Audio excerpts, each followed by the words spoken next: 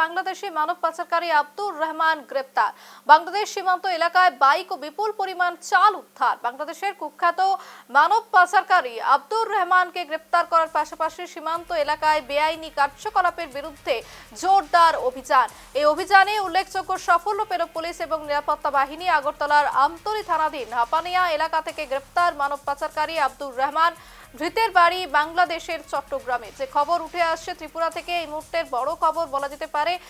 একেবারেই কুখ্যাত বাংলাদেশি মানব পাচারকারী আব্দুর রহমান ত্রিপুরা পুলিশের হেফাজতে এবং বাংলাদেশ সীমান্ত এলাকায় বাইক ও বিপুল পরিমাণ চাল উদ্ধার। এবং যে খবর উঠে আসছে যে বাংলাদেশের কুখ্যাত মানব পাচারকারী আব্দুর রহমানকে যেমনটা গ্রেপ্তার করেছে, তার পাশাপাশি কিন্তু সীমান্ত এলাকায় বেআইনি কার্যকলাপের বিরুদ্ধে একেবারে বড়সড় অভিযান চালায় ত্রিপুরা পুলিশ এবং এই অভিযানে উল্লেখযোগ্য সাফল্য পেল পুলিশ এবং নিরাপত্তা বাহিনী।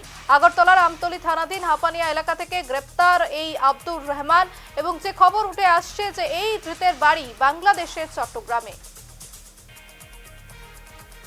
গতকাল রাতে নাইট মোবাইল ডিউটির সময় এসআই শচীন দেববর্মা একটা লোককে ঘোরাফেরা করতে দেখে তাকে আটক করে জিজ্ঞাসাবাদ করা হয়। পরবর্তী সময় সে জানায় তার বাড়ি বাংলাদেশ চিটাগাং এলাকায় এবং তার কাছ থেকে তল্লাশি করে তার কাছ থেকে বাংলাদেশি টাকা এবং ইন্ডিয়ান কারেন্সি সহ তার কাছ থেকে একটি বাংলাদেশি ড্রাইভিং লাইসেন্স এবং বাংলাদেশি ভোটার আই কার্ড উদ্ধার করা হয়। পরবর্তী সময় তার বিরুদ্ধে আমরা সুনির্দিষ্ট পাসপোর্ট একটা সুনির্দিষ্ট মামলা নেই, আমতলী পিএস কেস নাম্বার 8/2024। আজকে তাকে আমরা পুলিশ রিমান্ড চেয়ে আদালতে প্রেরণ করেছি এবং তার সঙ্গে কে কে জড়িত আছে বিষয়গুলি জানার জন্য আটক করা হয়েছে আফানিয়া নির্মলা হোটেলের সামনে।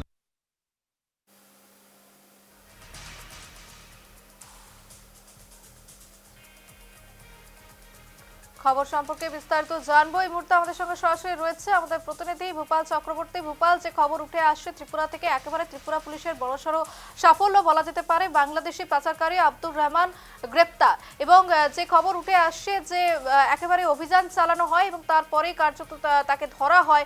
অন্যদিকে একেবারে এতদিন ধরে কিন্তু নিখোঁজ, একেবারে পুলিশের নজরে ছিল এই ব্যক্তি এবং ইতিমধ্যে তাকে গ্রেপ্তার করা হয়েছে। ঠিক আর কি আপডেট রয়েছে এই মুহূর্তে? দেখো রূপালী, বিষয়টা হচ্ছে যে আব্দুর রহমানকে যেখান থেকে গ্রেপ্তার করা হয়েছে, জানা গেছে যে ওই অঞ্চলের বেশ কিছু হোটেলে তারা অবৈধভাবে প্রবেশ করে এই সীমান্ত এলাকা দিয়ে ভারতের বিভিন্ন জায়গায় যাচ্ছিল, অনুপ্রবেশ করছিল। পাশাপাশি একই দিনে কিন্তু মধুপুর থানা এলাকা থেকে কিন্তু পুলিশ 4টি বাইক গ্রেপ্তার করেছে, যেগুলি ত্রিপুরা থেকে বাংলাদেশে পাচারের জন্য নিয়ে যাওয়া হচ্ছিল। চাল উদ্ধার করেছে পুলিশ, পাশাপাশি জাল নোট উদ্ধার করেছে পুলিশ। বলা যেতে পারে এই একদিকে অনুপ্রবেশ, অন্যদিকে এই সীমান্ত পাচার চক্র সক্রিয় রয়েছে, যারা এই দেশ থেকে বাংলাদেশে জিনিসপত্র নিয়ে যাচ্ছে এবং জাল নোট এই দেশে প্রবেশ করাচ্ছে। এখন পুলিশ খতিয়ে দেখছে যে এই ঘটনার পেছনে কি কোনো রকমের বড় ধরনের চক্র রয়েছে কিনা এবং এই যে জাল নোটের উদ্ধার হওয়া, সেটাকে যথেষ্ট তাৎপর্যপূর্ণভাবে দেখা হচ্ছে। কারণ এই ক্ষেত্রে শুধুমাত্র কি বাংলাদেশে কোনো চক্র সক্রিয় রয়েছে, নাকি আইএসআই বা বড় কোনো আন্তর্জাতিক সংস্থার ষড়যন্ত্র বা চক্রান্ত সেখানে রয়েছে, যারা এই জাল নোট ভারতে প্রবেশ করাচ্ছে। সব মিলিয়ে পুলিশের কাছে একটা বড় প্রশ্নচিহ্ন কিন্তু উঠে দাঁড়িয়েছে যে এই অনুপ্রবেশের সঙ্গে কোনো রকমের অবৈধ চক্র বা বেআইনি চক্র, যারা এই দেশের স্থিতিশীলতাকে অস্থির করতে চাইছে, এই রকম চক্র কতটা সক্রিয় রয়েছে এবং এই যাকে গ্রেপ্তার করা হয়েছে তাকে জিজ্ঞাসাবাদ করে আরও কারা এই চক্রের সঙ্গে জড়িত রয়েছে বা এই দেশের কেউ জড়িত রয়েছে কিনা, যারা দালাল হিসাবে এদেরকে এই দেশে আনা নেওয়া করছে, সবটাই পুলিশ খতিয়ে দেখছে বলে পুলিশ জানিয়েছে।